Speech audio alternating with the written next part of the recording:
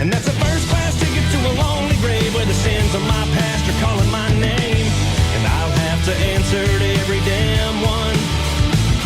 I'll walk the line between heaven and hell. The path after that only God can tell. Hello and welcome. It's a bit of a windy afternoon, but so what I was trying to ride through last time and show y'all one of my favorite rides that I found here in New Mexico, which is through the pecan groves. The video got corrupted, so we're going to try and go through there again today, but I got to get some go-go juice. So I had a bit of a maintenance problem, and that's one thing I do like about Ace Hardware. I went in there and I was like, look, I don't know how to solve this, but this is my problem. You guys got anything? And the guy's like, well, let's go look at brass fittings.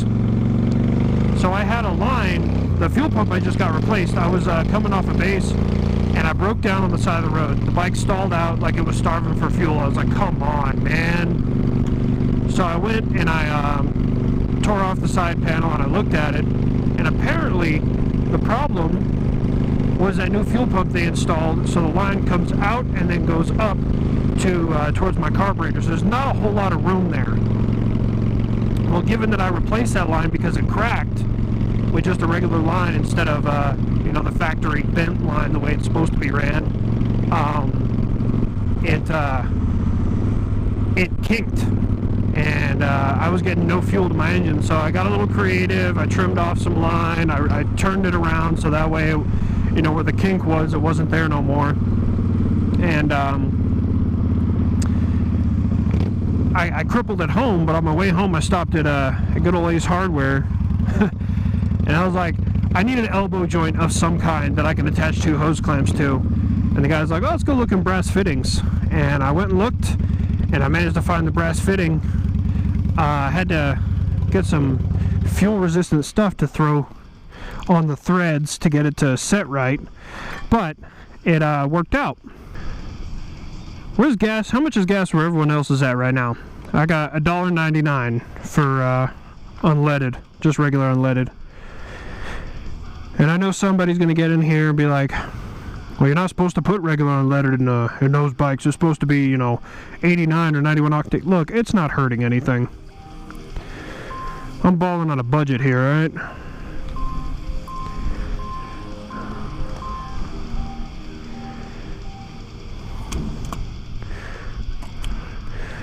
Uh, 2.2 gallons and 2.3 gallons in 60 miles. That's not too bad. That's about average for an 1100. This bike used to get like 200 plus miles to the tank, but since I rejetted it, it's got a lot more power now, but it's not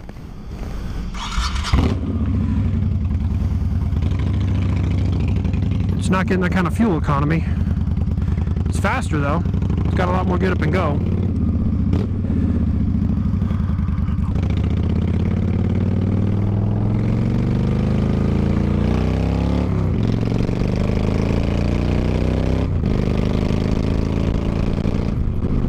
Much gooder. Now we're up to speed. And yes, I understand full well that gooder is not a real word, but it is to me. So, somebody, one of the pages that I'm on for Honda Shadows, some guy posted an article about some motorcycle rider that got a citation for doing 172 in, it was a 65. And you know, everyone was like, man, how did they catch him? And they were all like, they're pumped about it. But like, I don't ever have a reason to go that fast. I have been really fast on a bike. Well, not that fast, but I've been pretty damn fast on a bike. It was over 140. It was a 750 Suzuki GSXR. And I was doing $140. I still had one gear left. But that was enough for me. The dotted lines on the street look solid when you're going that fast. Your helmet's shaking, the whole bike is shaking. You can't really, like, I don't know. There's no reason for me to ever want to go that fast. And so I did some math, and I've talked about this in one of my previous moto vlogs, is human reaction time and what that means. So I did the math. I've done the math before, but I did it again for them. And So the top speed, depending on year, of an R1, which is a Yamaha 1000cc sport bike, is 183 miles an hour. That is the factory top speed. I'm not saying that they don't make them that are faster than that, or people don't build them faster than that, so kind of before anyone crucifies me there. 183 miles an hour also depended on the year. So at 183 miles an hour, use the conversion table, you're going roughly 268 feet per second, which is pretty damn fast. So I quartered that. So the average human reaction time is a quarter of a second. So if you're doing 268 feet per second, you're traveling roughly 67.1 feet per, 67.1 feet before you can react. Okay, that's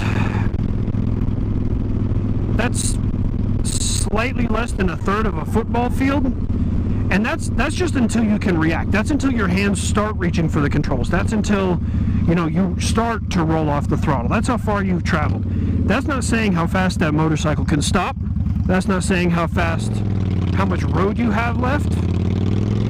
So when you're going that fast, like, cool, I'm sure the adrenaline junkies and shit love that. But for me, I've said this once and I'll say it 1,000 times, the one thing that'll save you on a motorcycle is time. Give yourself more time to react. Give yourself more time between cars. Time will be the number one thing that'll save your life, no matter what. And, you limit the amount of time. You shorten the amount of time you have to do anything. So, that's why, a lot of motorcycle crashes happen at higher speeds. You don't give yourself time.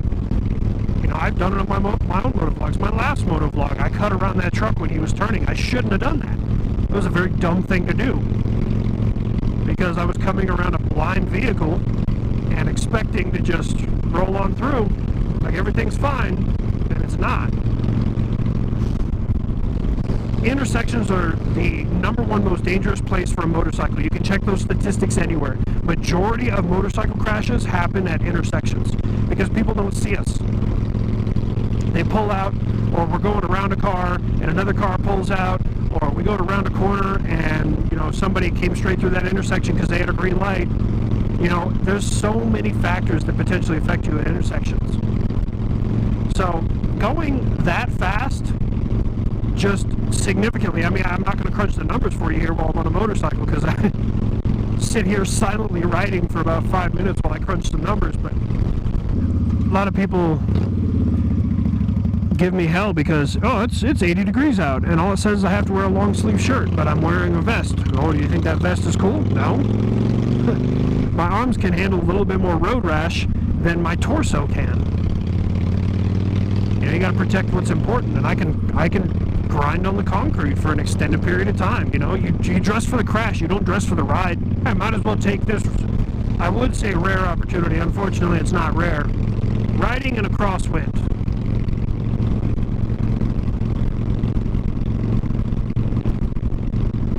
So it's very difficult to be, hold on, I got an itch on my nose.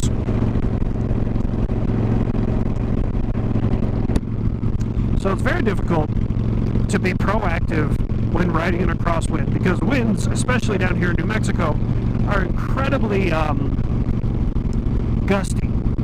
Alright? So you're riding right along and, all of a sudden you're just hit. Like right now, there's really nothing on my right hand side, which the wind is coming from my right to my left.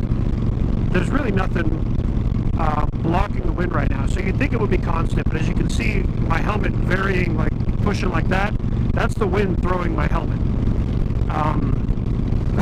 My helmet is tight, trust me, it's turning my head too.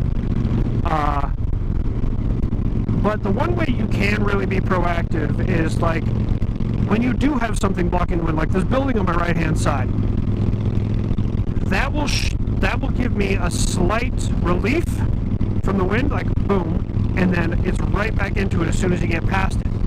And knowing those things will kind of protect you. So, like, let's say there's a bunch of buildings or a bunch of, like, I'm going into these pecan groves here, a bunch of trees on my right-hand side, and then I know that I'm coming up on an open area. I know as soon as I clear those trees that I'm going to get hit by the wind. I know which direction it's coming from, so I'm going to anticipate it a little bit. I'm going to push to the right-hand side. Why are we doing 10 under? Again, this is 45 through here.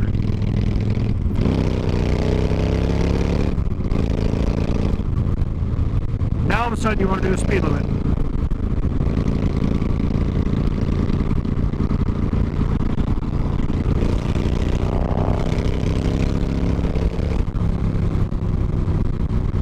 Alright, I don't recommend doing that, but I don't know why she wanted to accelerate right as me and this Jeep went to go past her. Varying speed is one of my pet peeves. Just maintain speed. I don't have cruise control, and I can maintain speed. I just, every once in a while I glance down. Oh, I'm going too slow. Oh, I'm going too fast. You know, my speedometer's a little bit off. There we go. Good job, Jeep. I'm so proud of you. You rounded the corner at the right speed. That is the best New Mexico driver I've run into right there. If you can understand how wind works around objects, you can kind of anticipate when things are going to happen. Is it always effective? No, because winds, especially around here, can shift.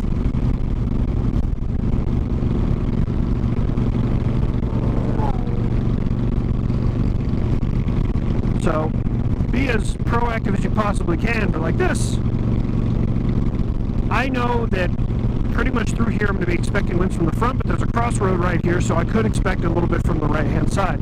There's enough trees around it that it's still blocking it. I felt a little bit, not bad. Now, my bike also has the aerodynamics of a brick. For some of them smaller sport bikes, wind isn't really going to affect you too much, but for me, especially going into a headwind, it's bad. See, boom, there wind, and there it is again, ruined on my right-hand side. And back to nothing.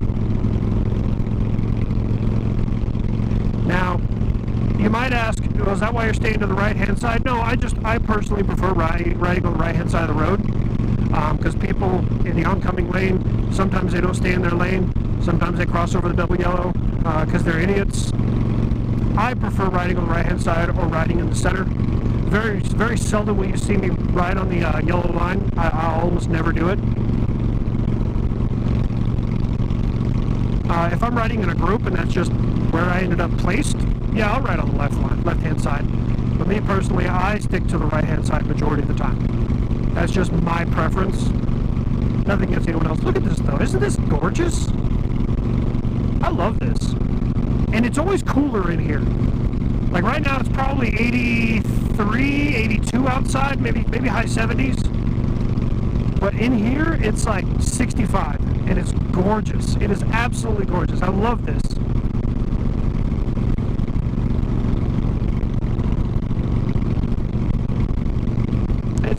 It's just beautiful.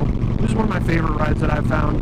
I mean, Aguirre Springs is gorgeous, but Aguirre Springs is also really technical. This is just a cruising type deal that I can just ride on through and not bother anybody. And there's very seldom any traffic through here as well. It's spooky. So I was riding from Cheyenne, Wyoming to Laramie, Wyoming. I used to live in Laramie. And I was coming through Vidawoo Pass. And it's a beautiful ride if you guys get a chance to do it during the summer. But right as where Vidawoo, the road from Vidawoo links up to, I think it's I-80. You got to stay on 80 for about a mile or two, and then boom, you're in Laramie. And Laramie's a big valley. And I was riding with my uncle, and he's like, "Hey man, we stopped at the top of the pass to smoke and just hang out for a little bit, and let our hands warm up because Vidawoo gets cold even in the summertime." And he's like, "Hey, when we hit the pass, or when we get into Laramie, be ready because that wind's going to hit you like a ton of bricks." And I was cocky. I didn't think it was going to affect me. I was like, I'm fine. My bike's solid. I'm good. How incorrect I was. There's 3 lanes going into town. Comes on the inside left lane, and as you round the corner and you hit, the open valley of Laramie, Wyoming, I got grabbed by that wind, and it threw me across all 3 lanes, and I was on the shoulder leaning into it as hard as I possibly could, going on the rumple strips, trying to keep my bike on the road. And he watched the whole thing happen, and I pulled over, and I needed a minute or two, man. That was Laramie or Wyoming wind in general is no. My butt is going numb. If anyone wants to buy me a custom Mustang seat, I don't know, you'll get an autographed t-shirt. My butt is numb. Oh, I could have swore they were in this gated community on my right. Those gates are there to keep your stupid in there, Tesla. Alright, we're gonna go right here. I don't know what's down here, but we're going on an adventure.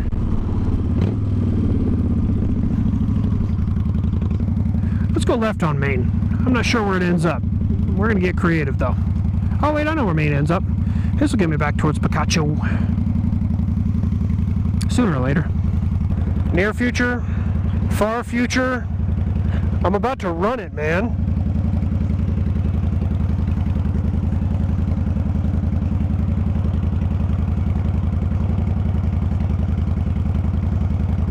Oh, there we go. Yellow light. Thank you, Jesus. Better give me an arrow. There we go.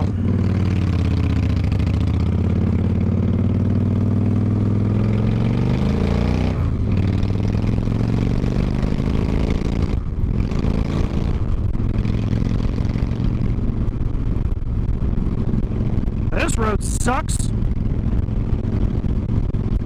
We're getting there. Oh. Now, I've been that way.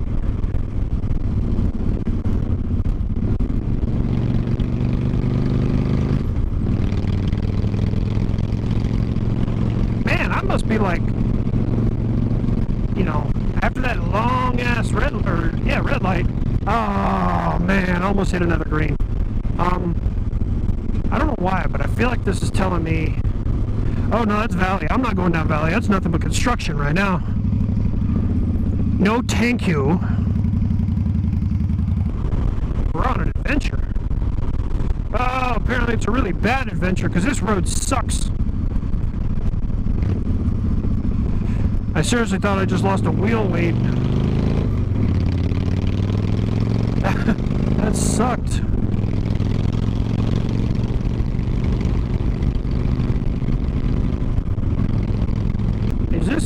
Does Main go left or Main go straight? Which way does Main go? Okay, still says Main's going this way, so we're going this way. We're on an adventure.